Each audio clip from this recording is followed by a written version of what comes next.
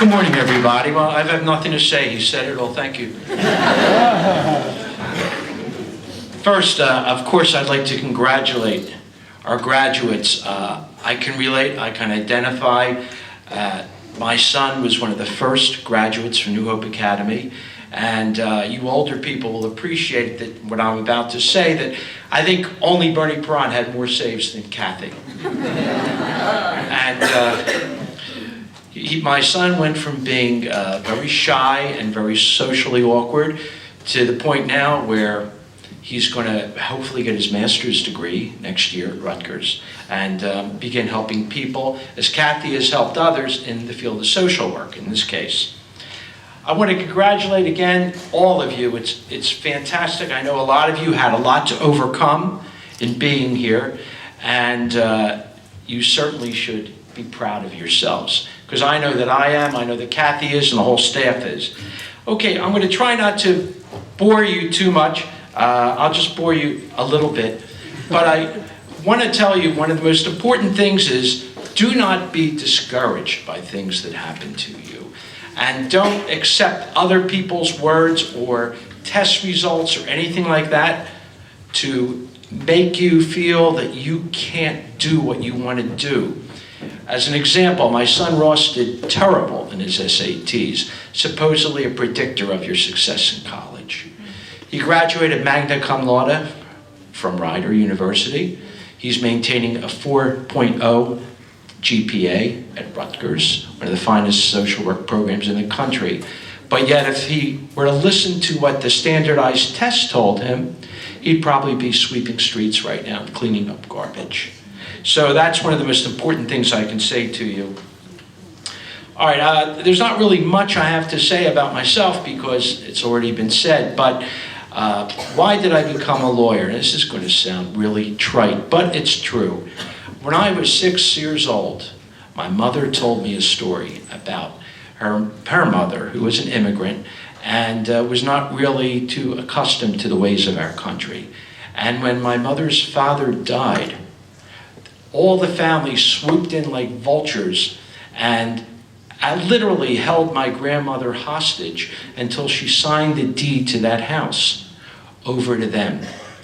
Well, needless to say, my mother was just young at the time, 21 years old. She was very upset. She just lost her father, and she was looking at the prospect of nowhere to live.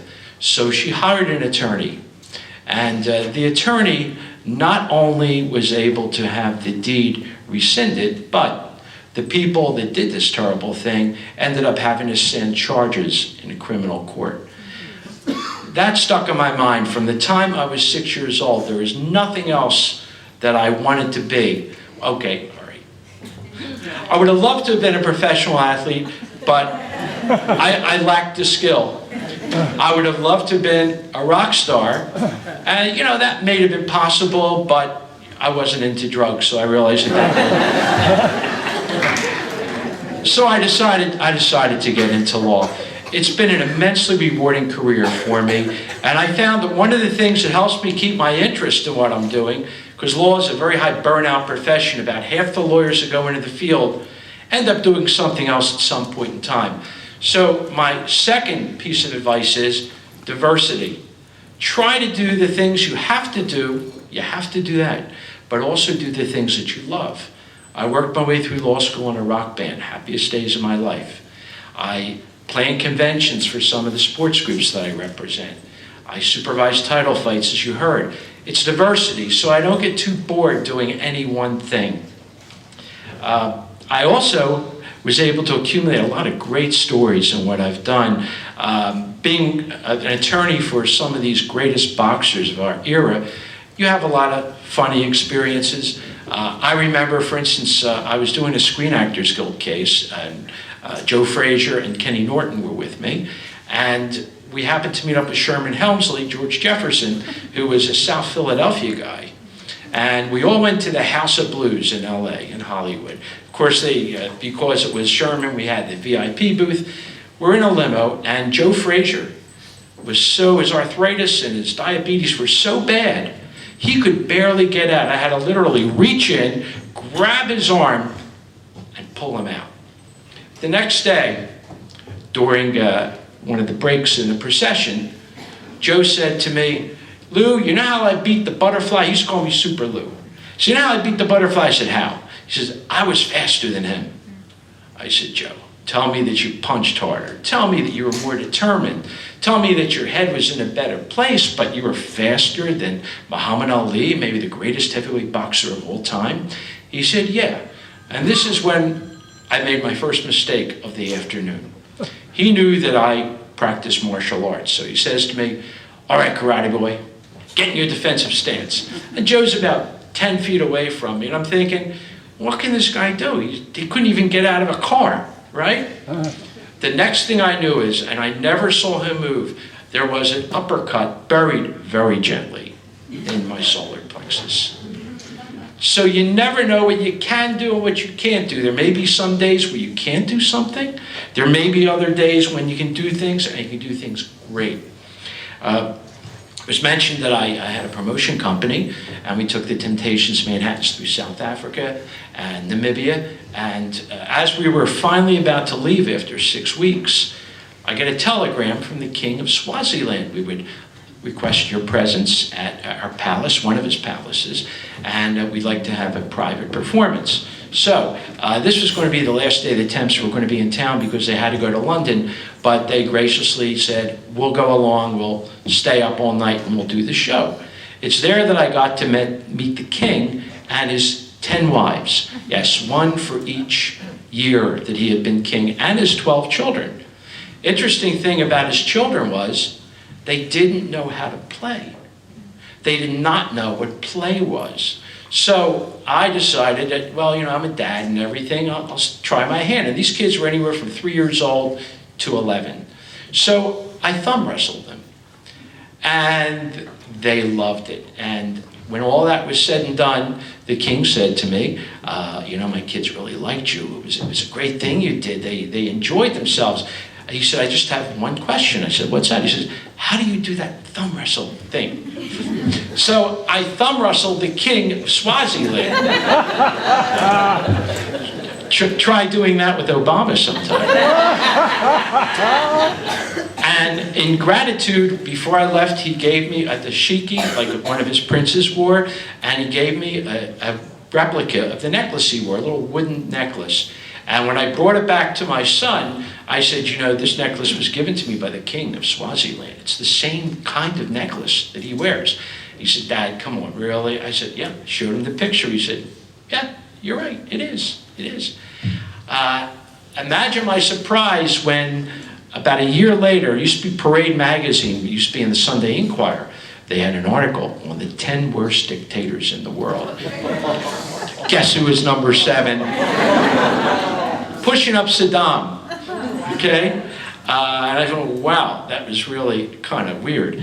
As far as my experience has gone with boxing, I had occasion to try to do some business with Don King.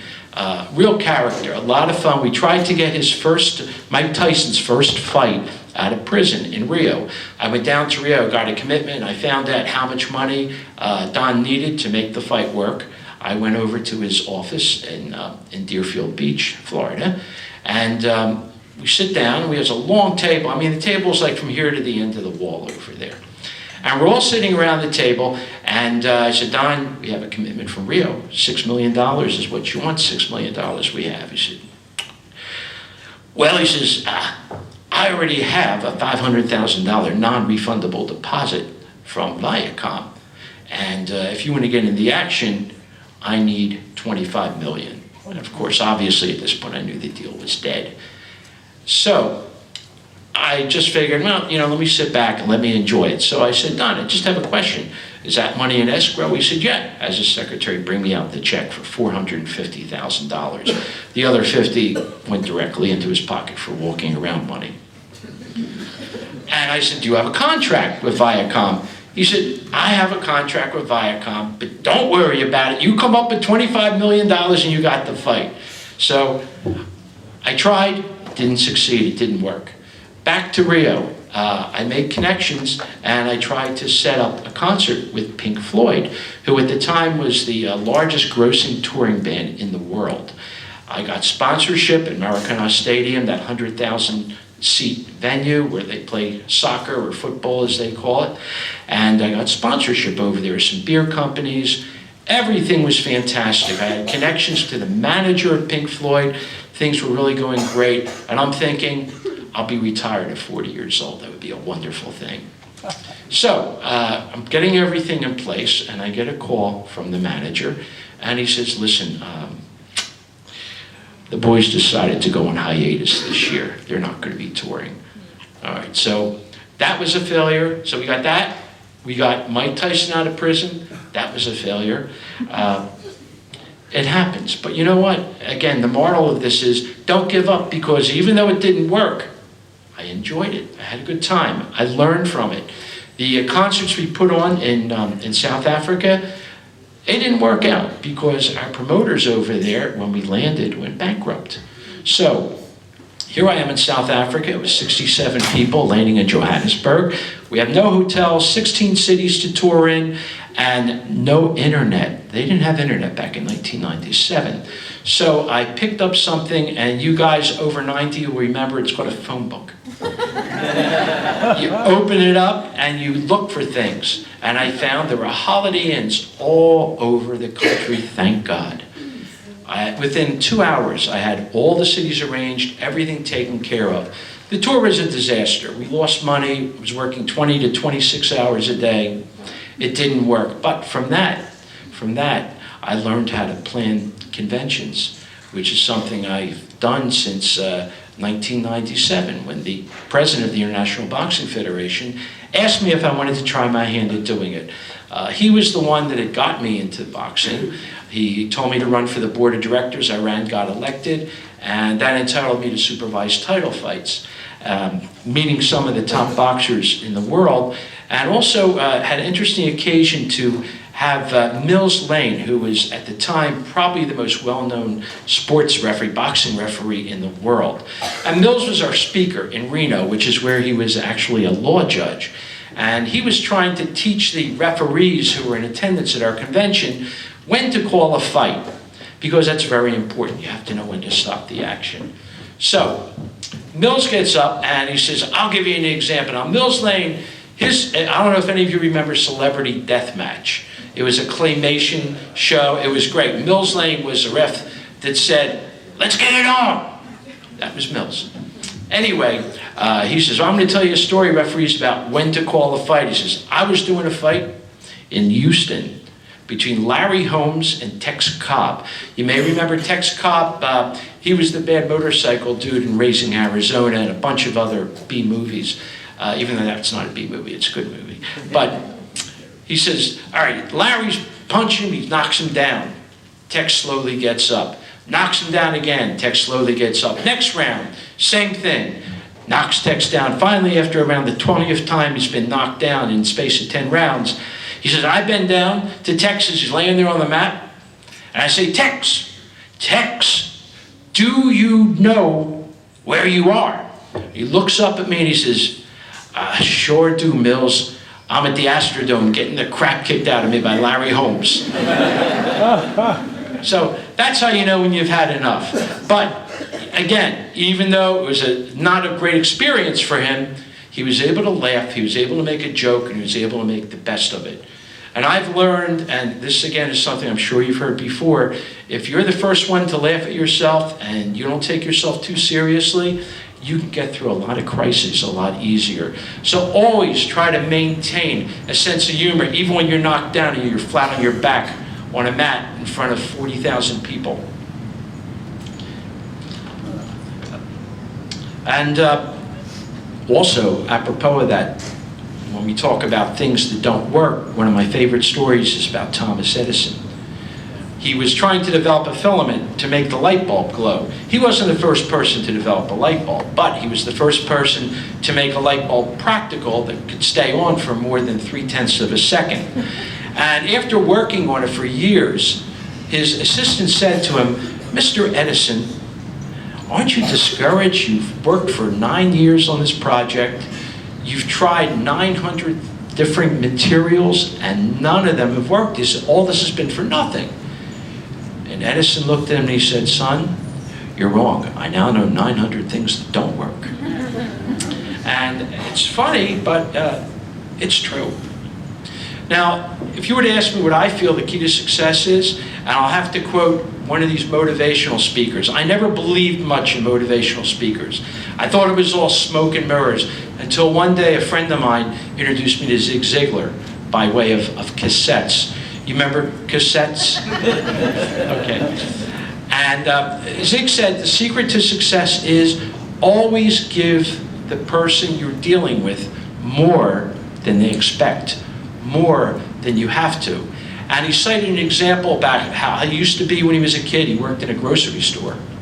And he had this guy that came over from another grocery store, another kid, and this kid would be running back and forth, back and forth, back and forth, working. And the owner of the store where Zig worked said, "Son, you're going to be getting a big raise."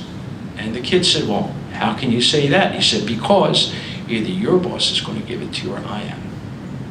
That's because he gave more than he had to. And as far as I'm concerned, that is the secret of success. Don't be a minimalist. Don't just get by. And this is something you'll find as a practical matter as you continue on in life, that the more you give, the more you get, and that's really true. And always try to look out for other people, because you never know when you may need them, and you never know when it just makes you feel good because it's doing the right thing. And again, I talked about diversity, diversifying. I've trained in martial arts for 24 years. I mentioned that I was in a rock band, supervising fights, all that kind of stuff. Maintain different interests. Don't give up on music. Don't give up on martial arts. Don't give up on reading, singing, performing. Whatever it is, no matter how busy your life is, always try to do as much as you can. I want to thank you all for your patience. I hardly saw any hands under the table. Thank you very much. Good luck.